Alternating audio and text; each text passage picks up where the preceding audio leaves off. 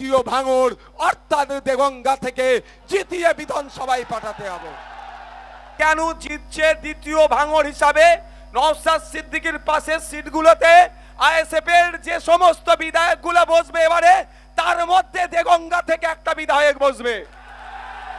শুধু আপনাদেরকে চোখে চোখ রেখে লড়াইটা করতে হবে গণতান্ত্রিক প্রক্রিয়াতে। তবে এবারে আমরা যা প্রার্থী পেয়েছি, ও ভালো করে কলগুলো জানে কোথায় কোথায় মুড়তে হবে। বুঝতে পেরেছেন কি বলছি?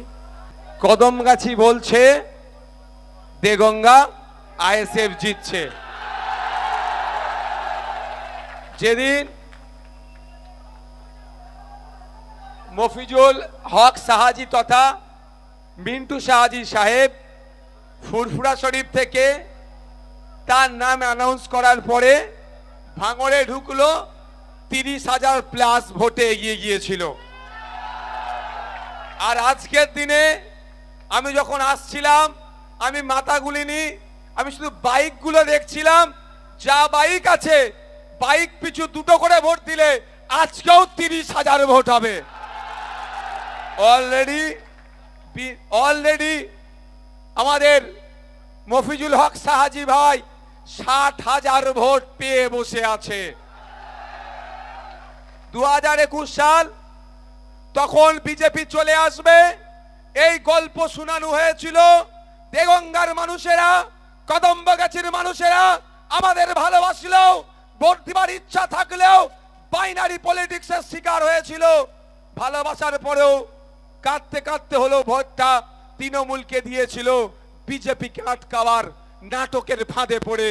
কিন্তু আজকে 2026 দেগঙ্গার মানুষ, কদমগাছির মানুষ, আপনার বিভিন্ন এলাকার মানুষ এটা ভালো করেই জেনে গিয়েছে যে বিজেপি তৃণমূল আলাদা নয়, এই বিজেমূলকেই পরাস্ত আমাদেরকেই করতে হবে।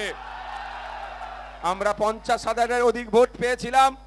2021-এ নানান বাধা বিপত্তি ছিল, অনেকে ভাবছিল নতুন দল করেছে কি হবে না হবে, উল্টো দিকে বিজেপি চলে আসবে, সাম্প্রদায়িক শক্তি চলে আসবে, তাকে রুখার দায়িত্ব নিয়েছিল, সেই জন্য অনেক ভোটটা কমেছিল। কিন্তু এই বিগত 5 বছর ধরে মানুষের সাথে থেকে, মানুষের পাশে থেকে, সেই তামান্না হতে পারে, তিলোত্তমা হতে পারে, ফেক এসটিএসসি সার্টিফিকেটের বিরুদ্ধে বা ওবিসি নিয়ে রাজ্য সরকার যে বৈষম্য করছে তার বিরুদ্ধে খামচিহ্নকে সামনে রেখে যে লাগাতার লড়াই সংগ্রাম আইএসএফ এর কর্মীরা তুলে ধরেছে, তাই মানুষ আইএসএফ এর ছায়া তলে দলে দলে আসছে এবং প্রস্তুতি নিচ্ছে দ্বিতীয় ভাঙড় অর্থাৎ দেগঙ্গা থেকে জিতিয়ে বিধানসভায় পাঠাতে হবে। ও, দ্বিতীয় ভাঙড় বললে গায়ে লাগছে? আমি ব্যক্তিগত আক্রমণের পক্ষপাতী নয়, শুধু এতটুকুই জানতে চাইছি, যদি ভাঙড় নিয়ে আপনি এতই চিন্তিত হন তাহলে আমার একটা কথার উত্তর দিন।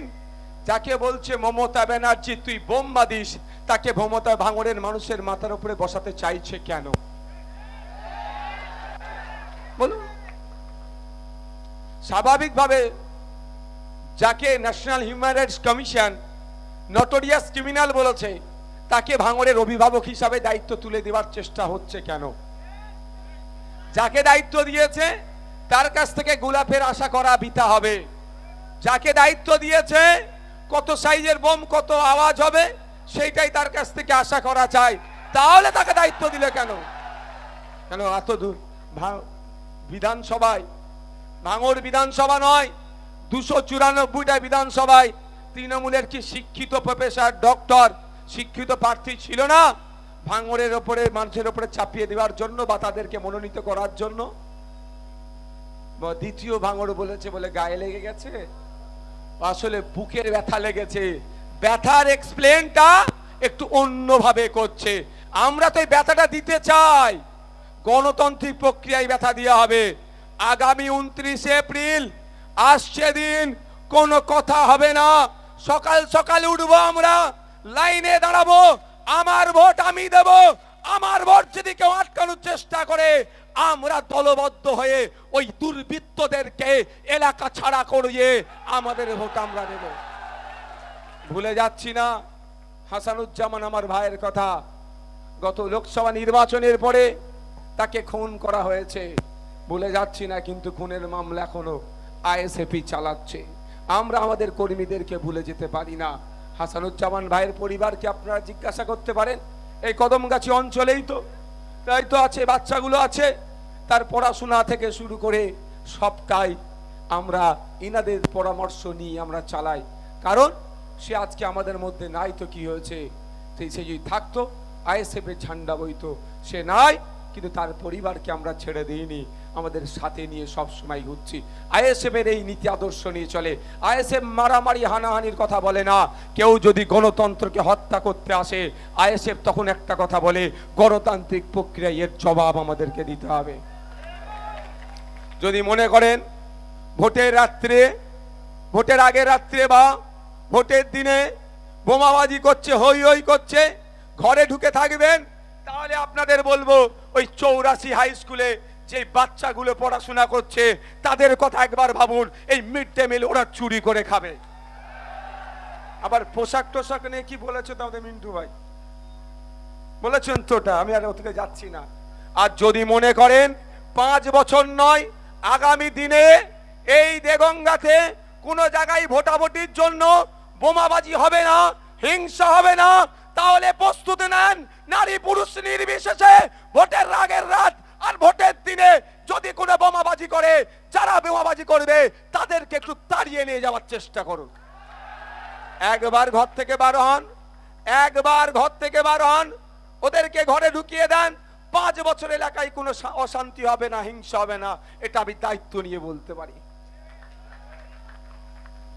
দেখুন, পেরে যখন উঠতে পারে না আমাদের সাথে, নানান অসত্য পথের অবলম্বন করে আর করছে।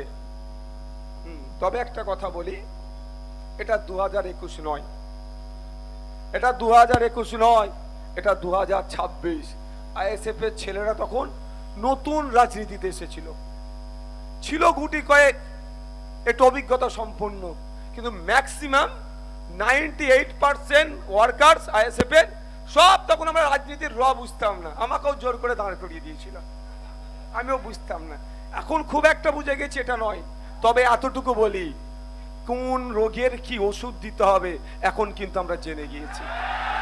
ছেড়ে কথা বলে তারপরে পরে বামেদের সাথে এই দেগঙ্গা সিটটা 2021 সালে মতনৈক্য হয়েছিল, একটা বামেদের একটা শরিক দল প্রার্থী দিয়ে দিয়েছিল, মানুষের মধ্যে কনফিউজ ক্রিয়েট হয়েছিল, একদিকে বিজেপি চলে আসবে মিথ্যাচার, আর অপরদিকে যদি ভোট কাটাকাটি হয় কি হবে।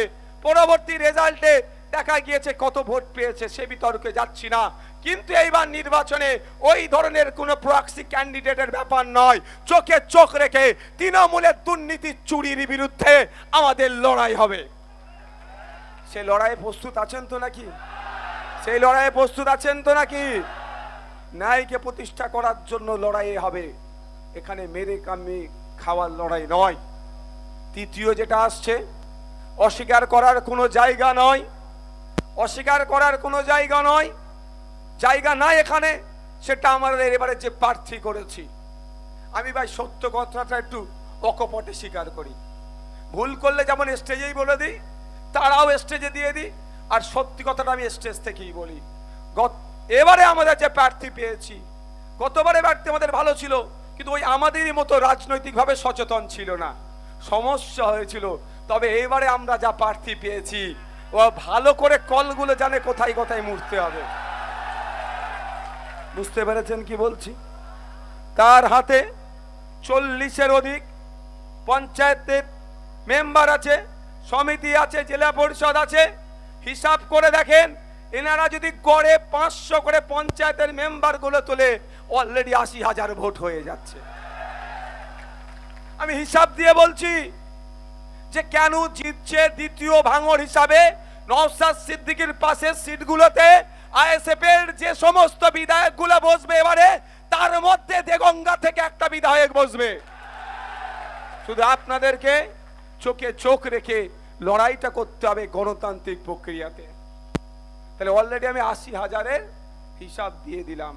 এবার পঞ্চায়েত সমিতি আছে, জেলা পরিষদ আছে, আর বলবো না পরে কোনো প্রোগ্রামে যদি আসি সেখানে বলবো। আজকে আজকে কিন্তু আমি হিসাব করে দেখলাম দুটো প্রোগ্রাম করছি দেগঙ্গাতে, জানেন। বিশ্বজিৎ মাইতিদা আমডাঙ্গার ওনার একটা র্যালি ছিল, ওনার র্যালি দিতে দিতে দেখি আমাদের দেগঙ্গার মাফিজুল ভাইয়েরও সাহেবেরও ব্যানার। আমি যে আমাকে কোথায়